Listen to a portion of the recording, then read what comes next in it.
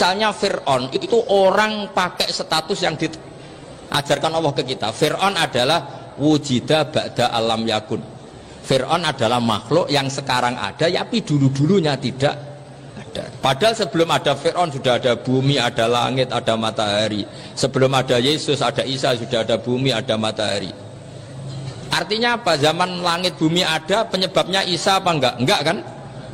Karena dia ada setelah adanya langit dan bumi. Fir'aun juga gitu, Yesus juga gitu, semuanya begitu. Makanya Allah mengajari kita apa? Hal ata alal insani hinum minad dahri lam yakun syai'am madhkura. Katakan manusia itu siapa? Manusia adalah makhluk wujud yang dulu tidak ada. Sekarang banyak enggak orang yang sudah kaya sebelum Pak Jokowi jadi presiden, sebelum Pak SBY jadi presiden, sebelum Pak Karno jadi presiden? Banyak enggak yang sudah kaya sebelum? Banyak kan? Artinya yang mengkayakan itu presiden Pak Allah. Allah. Sekarang kamu miskin, kamu nggak bisa nyalahkan Pak Jokowi. Sebelum Pak Jokowi presiden kamu sudah miskin. Ya, artinya yang memiskinkan itu presiden apa takdir? Takdir. Makanya wa anna ila rabbikal muntaha wa annahu adhaka wa abka wa annahu amata wa ahya wa annahu khalaqaz zawjaini dzakara wal unsa. Jadi kita miskin ya karena kehendak Allah, kita kaya kan semua itu karena Allah. Tapi kita terjebak hukum modern. Nak presiden iki sejahtera, nak iki ora. Ya mungkin secara bahasa syariat mungkin ada benarnya, tapi kita ini kan dilatih ilmu hakikat.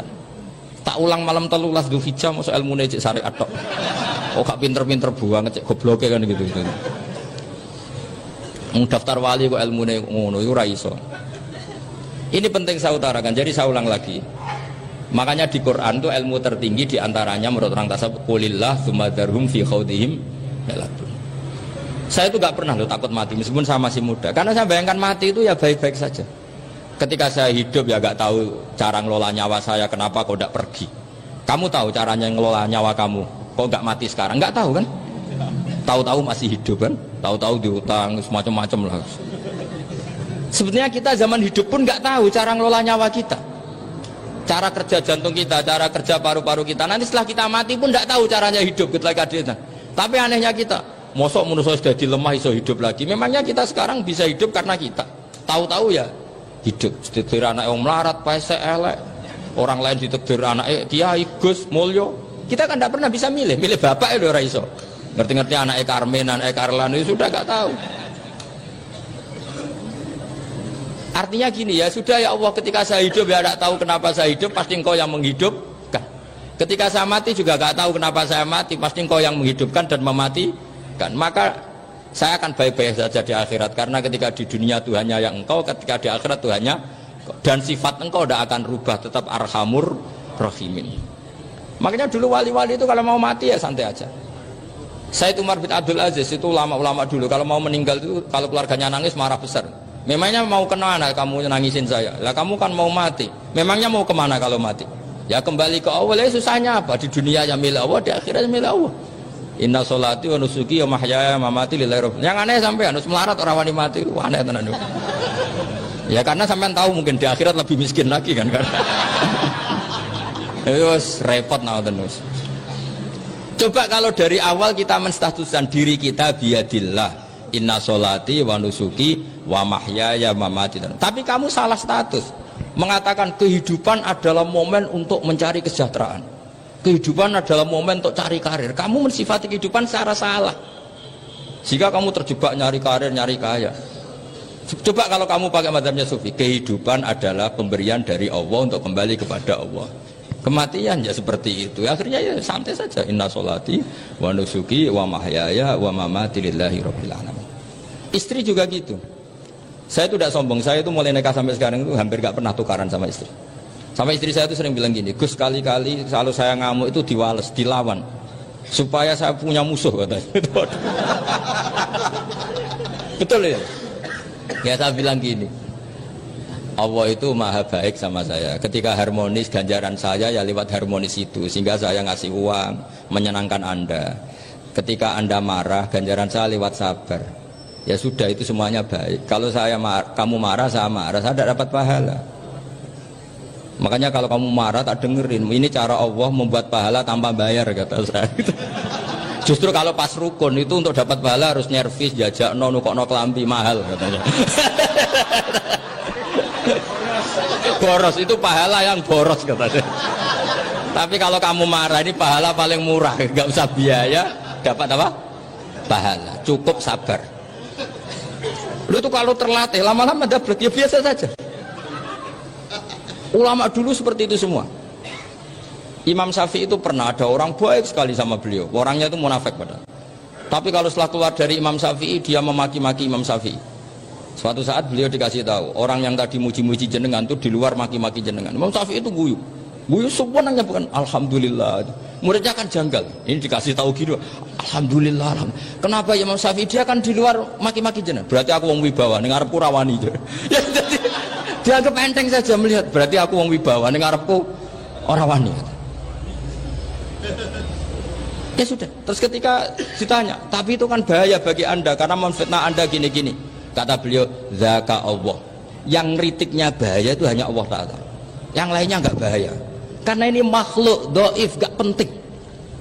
Loh kamu sampai tersiksa dikritik orang karena kamu nganggap makhluk itu penting. Ini gobloknya sampean.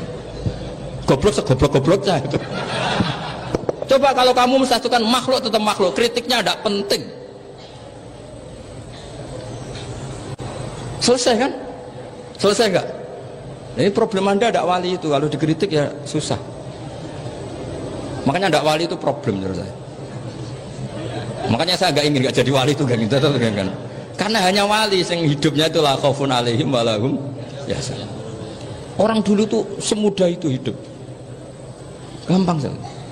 Dulu ceritanya diantara ceritanya manakibnya Sayyid Ja'far Shadiq itu, kalau ada orang memaki-maki dia itu dikirimi hadiah. Kenapa ya? Karena kebaikan kamu telah kamu berikan kepada saya, ini hadiahnya. Sampai malu yang kritik itu. Kan kalau orang rasani itu kan kebaikannya dikasihkan sama yang dirasani. Lah kamu kan ngajinya seperti itu, tapi dirasani kok susah. Harusnya kan kasih aja, ditransferi saja. Alhamdulillah.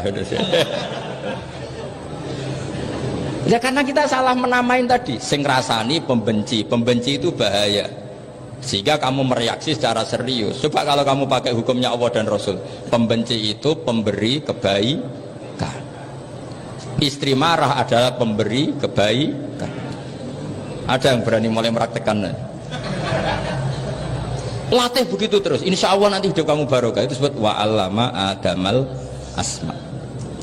Dan itu yang diajarkan Rasulullah. Rasulullah itu kalau ngajarkan hidup itu gampang sekali. Allahumma ja'alil hayata ziyadatan li fi kulli khairin wal mauta rohatan li min kulli syarrin. Jadi kalau kita hidup anggap saja peluang untuk nambah kebaikan. Kalau kita mati anggap saja akhir dari semua potensi kejahatan kita. Anda sekarang mungkin tidak zina tapi potensi zina. Anda sekarang tidak korupsi, potensi korupsi. Anda sekarang tidak selingkuh, tetap potensi selingkuh. Nah, Anda saja kalau mati berarti akhir dari segala potensi itu. Alhamdulillah. Makanya saya tuh nggak pernah takut mati. Karena saya misalnya setiap saat mati ya saya nanti akan bilang, ya Allah ini sudah mau mati berarti mau akhir dari segala potensi keburukan saya. Alhamdulillah. Makanya itu ulama-ulama dulu kalau ada preman mati, saya guys, tonggone ra gelem muni saya. Wah preman kurang ajar. Saya guys, tonggone tetap ra gelem muni saya. Padahal kiai ini muni, saya guys pun mati pun mboten sakit macam-macam niki pasti. Karena dia dengan mati berarti rohatan mengguli syarrin, keburukannya tidak terulang lah. Lah keburukan nggak terulang lagi itu saya apa buruk? Saya. Makanya kiainya minta saya gih niki tonggone cek menengahin. Saya gih menengahin. Makanya suatu saat kalau ada gitu kamu harus bilang apa? Saya pun buatan jahat malih pun mati. Jadi kayak apa coba?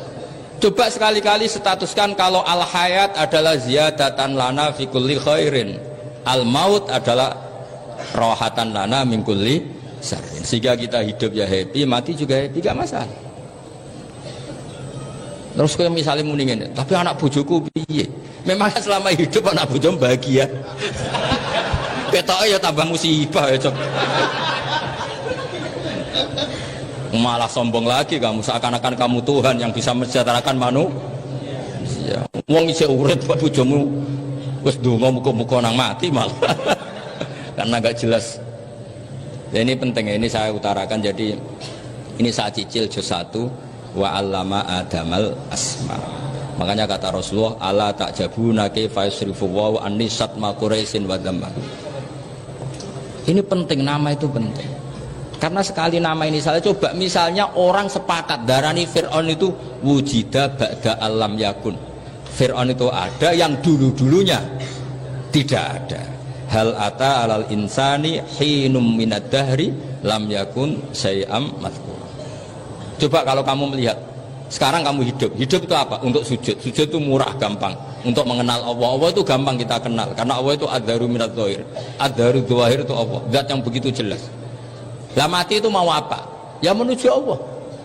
Hidup menyaksikan Allah, mati menyaksikan Allah, itu nyaman. Yang menjadi tidak nyaman karena kamu salah bikin status.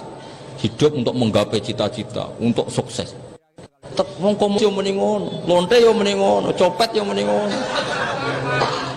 Rumangsamu sing men bahagia iku kuwi tok. Rumangsamu sing men duwe akeh kuwi tok. Coba copet kamu tanya, kenapa kamu nyopet? Ingin punya uang banyak. Terus kiai tak kok sering dakwah kena opo? Repot dong. Nak jawabe ngono maksudnya. Tapi nak jawabe dakwah nyebarno Islam aku ora dibayar apa-apa. Waras berarti, napa? Ini penting saya utarakan, makanya saya itu mau ngajar itu diantara itu. Al ismu ya dulu ala musamma. Maka itu hebatnya Quran. Quran itu ketika menjamakkan kata ilah itu diulang. Qul law kana ma'ahu alihatun kama yaqulun, kata Allah. Karena lafadz ilah itu nggak boleh dijamakkan. Itu jamak kriminal ya. Loh kok tidak kriminal gimana coba? Kalau Zaidun itu satu, boleh nggak kamu mengatakan ja'a Zaidani? Nggak boleh kan? Kalau Zaidun satu, boleh nggak kamu mengatakan ja'a Zaiduna? Nggak boleh kan? Sama ilah itu satu apa dua? Satu. Boleh nggak kamu katakan ilahani, dua Tuhan? Nggak boleh. Makanya Allah kalau mengatakan alihah itu qul law kana ma'ahu alihah, andekan. Lau itu andekan. Itu aja masih ditututi kama yakulun, sebagaimana mereka katakan. Karena lafadz ilah itu tidak pernah punya jama' alihah. Makanya Allah mengatakan qul law kana ma'ahu alihah, masih ditambahi kama yakulun, tapi itu kata mereka, kira-kira gitu. Maka kenangan saya sama Mbak Turehan, saya ini masih pernah cucu sama Mbak Turehan karena saya mbah saya kandung namanya Fatimah, itu abahnya itu orang sini, Fakhriyas itu. Ibunya itu orang Kudus, makanya saya ini ya turunan Kudus, turunan Nasr. Itu kalau Batu Rehan, kalau hari kematian Yesus itu kan ditulis hari wafatnya Yesus. Batu Rehan kan tentu meyakini Yesus itu Isa itu tidak mati tapi makanya di kalender Kudus sampai lihat itu kan matinya Sibeh Isa kan ada dalam kurung Sibeh Isa, jadi yang mati itu Sibeh Isa. Karena kalau yang mati Isa kan menyalahi Quran, wa ma qataluhu wa ma salabuhu walakin subyalah, maka ditulis kematian Sibeh Isa. Hanya Almanak Kudus, yang lainnya enggak karena sudah ikut bahasa nasional. Saya pernah agak bantah dulu, saya masih muda. Mbok ditulis gini saja, kematian Yesus dalam kurung katanya. Jadi ono karena saya ini teori Quran itu kalau ada bahasa salah itu diulang. Qul law kana ma'ahu alihatun kama yaqul. Karena nggak benar, jama' alihah itu tidak benar. Bagaimana mungkin sesuatu yang satu dijamakkan? Coba kamu bisa mengatakan Zaiduna karena Zaidnya banyak. Kamu punya tamu rojulun, kalau orang banyak rijalun. Kamu melihat satu masjid, masjidun. Kalau masjid banyak, masjid. Masalahnya Tuhan itu tidak pernah banyak, mau satu. Makanya itu hebatnya kamus-kamus yang dikarang orang alim. Bahas tasniahnya ilahun itu lam yujad katanya. Tapi wajaduhu wasamauhu. Tasniah ini nggak ada secara hakikat, tapi mereka ada yang menjamakkan, yaitu mereka-mereka yang salah. Makanya tadi dalam ilmu mantek kesalahan itu tidak pernah ada, yang ada adalah orang yang salah. Jadi kesalahan itu tidak pernah ada, yang ada adalah orang yang satu tambah satu pasti dua, nggak mungkin empat nggak ada, lima nggak ada, tapi orang jawab salah banyak. Nah, itu namanya ilmu. Ya, makanya yang namanya ismu itu mesti ya dulu ala musamma. Andai kan orang mengatakan Lata Uzza, ini batu yang dipahat oleh si A, dulu pesennya di Muntilan, batunya dari Mojokerto, dulu pas bikin tangannya protol terus di semen, di lakban. Bisa nggak jadi Tuhan kalau dengan status seperti itu? Fir'aun misalnya, dulu nggak ada, lahir ngompolan, tahu ret-retan, ciliknya malah tahu tipes, terus tua-tua jadi pangeran, aneh nggak tuh? Jadi Jadi semua, makanya setiap kemusyrikan itu kata Allah, in hiya illa asmaun samaitumuha antum wa abaukum ma anzalallahu biha min sultan. Bismillahirrahmanirrahim. Alhamdulillah.